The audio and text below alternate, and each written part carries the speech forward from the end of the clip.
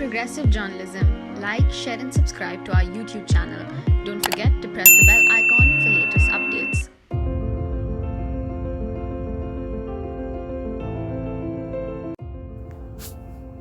Scientists at Nanyang Technological University in Singapore are tackling food waste by turning discarded durian husks into antibacterial gel bandages.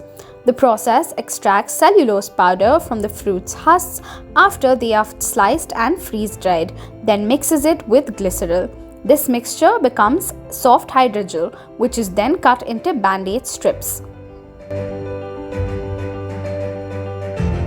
Professor William Shen, director of the Food Science and Technology program at NTU, said that the technology can also turn other food waste such as soybeans and spent grains into hydrogel, helping limit the country's food waste.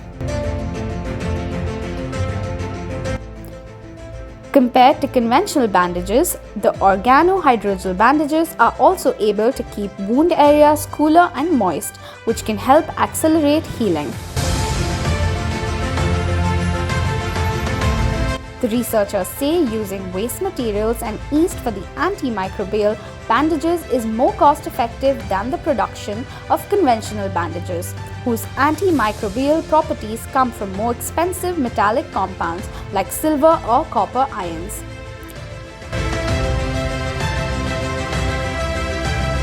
Would you go for a fruit-based antibacterial bandage over conventional bandages? Tell us in the comments below.